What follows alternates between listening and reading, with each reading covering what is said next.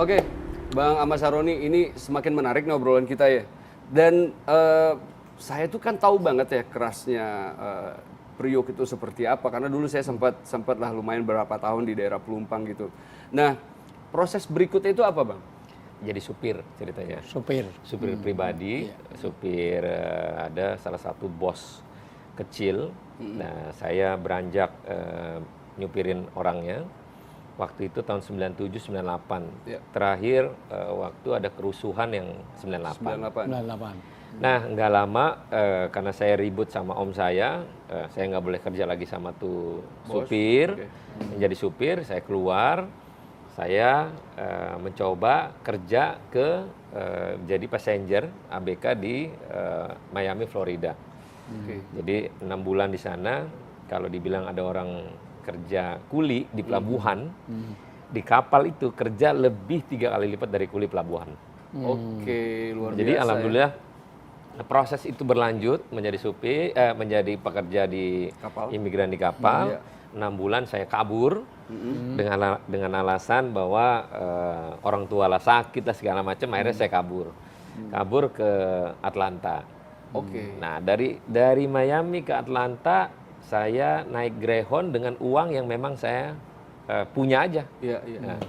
Nah dulu ada salah satu tempat border, jadi pintu di antara kedua belah negara atau kota yang memang kalau diberhentiin pasti diperiksa. Iya. Nah kebetulan waktu itu visa saya visa pelaut. Oke. Jadi kalau ketangkep itu bisa ditahan, dideportasi. Tapi alhamdulillah selama perjalanan ada 14 jam berdoa, nggak bisa tidur karena was-was. Kalau nanti di border sana, kalau ada petugas, kita bingung jawabnya. Iya, benar. Dan pasti di penjara. Nah, nyampailah di Atlanta, saya ada 3 bulan kerja di salah satu perusahaan Chinatown itu, restoran. Iya. Nggak lama saya balik, karena kenapa saya balik? Karena dulu tiket dulu pada pekerja TKI, itu tiketnya refundable. Iya. Jadi bisa dipakai berangkat dan pulang. Oke, pulang. Ya. Kalau sekarang kan orang pekerja lain, sekali jalan aja, menghindari hal-hal itu. Ya berarti ini Bang Saroni kerjanya sebagai TKI ini ya pada waktu TKI, itu ya? TKI, Oh, TKI, oke. kerja di kapal, nyuci kuali. Oh, nyuci kualinya segede gaban gini, 10 kanan kiri dia, Iya, ada iya, 5, iya. ada 5. Jadi kesehariannya cuma nyuci. Nyuci harus pakai dibantu alat kimia, cairan kimia. Oke. Jadi dari pakai sarung tangan Iya, iya. sampai saya lepas tangan karena itu cairan kimia sampai merah tangan sini. Nah itulah setiap hari begitu ada satu orang Honduras yang ributnya sama orang Indonesia terus. Saya kalau pagi bangun karena tempat tidur itu pada posisi nggak bisa duduk, Ya. jadi kalau kaget mimpi pasti kejedot. Oke.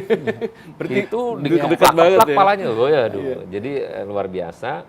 Makanya proses hidup ini saya jalanin. Akhirnya saya balik ke Jakarta, balik lagi jadi supir bos kecil yang sebelumnya di tahun 2000. 2000 nyupirin yang bersangkutan karena waktu itu dia dari hari Rabu sampai hari Senin pagi Iya. kerjanya mabok. Bos gue itu dari hari Everyday kelakuannya begitu begitu ya? ngabisin duit. Begitu. Nah, Untung yang jadi Pak Saroni, kalau yang jadi edar jadi pajak. Itu jadi lain lagi kayaknya. Lain Ustaz. lagi. Ustaz. Tapi ini benar-benar menarik banget ya Ustaz. ya. Tapi itu proses, artinya kita harus menghargai proses. Manjada wajada. Iya. Orang itu kalau mau sungguh-sungguh, ternyata juga Allah beri Pasti kesempatan. berhasil ya Ustaz ya. Nah, dan dijaga betul, artinya proses itu harus kita lalui. Karena kelemahan orang Indonesia ini banyak pengen well without proses. Banyak pengen kaya tetapi lupa pada prosesnya. Jangan lupa loh, kadang-kadang ada orang pengen kaya itu cukup ketik rek, spasi weton, kirim sekian. Kalau Anda lahirnya Selasa Kliwon tidak cocok kerja di air. Kalau pengen cepat sembuh, bawa air setengah gelas dibawa ke mana. Pengen cepat kaya, bikin kerajaan Sunda Empire. Mohon maaf, ini menjadi pembelajaran. Di dalam Islam, orang itu harus betul-betul menjalani pada prosesnya. Makanya kenapa di dalam Islam ada harapan. Dan harapan itu yang namanya tafaul. Iya. Tafaul itu harapan yang akan datang. Orang itu kalau pengen surga, cari bidadari di dunia aja perlu mahar yang begitu rupa, Iya, apalagi mahar di akhirat. Betul. Yang bidadari itu jauh lebih cantik daripada yang ada di sekarang ini. Betul. Nah, ini pembelajaran yang luar biasa. Ini benar-benar Tapi- sangat menarik banget. Betul, Ustadz. Ini betul. kisah hidupnya Bang Saroni ini Iya. mulai dari Indonesia ke Miami, ke Atlanta, balik lagi jadi supir lagi, terus tiba-tiba 3 kali supir. 3 kali jadi Tiga kali supir. supir. Terus Supir bos udah kecil, gitu, supir anak sekolah. heeh. Anak sekolah yang sekarang udah gede, udah punya anak lagi. Masih ada orangnya, masih hidup. Bos saya juga yang dulu konglomerat pemain minyak terbesar di Jakarta Utara, top banget, masih ada orangnya. Jadi saksi-saksi yang terkait dengan gue ini alhamdulillah masih ada. Iya. Nah, berarti kan dengan semua kejadian yang ada di dalam hidupnya Bang Syaroni ini, nah berarti kan sebenarnya Bang Syaroni punya kesimpulan sendiri nih bagaimana proses hidup dan cara melihat hidup nih. Tapi sebelumnya Ustadz, Iya. kita ngopi dulu. Bang, silakan Bang. Iya, Silakan makasih. Bang. Disuruh jadi debt collector sementara untuk nagih ke salah satu perusahaan. Panjang ya. Dapat duit masuk kanan keluar kiri.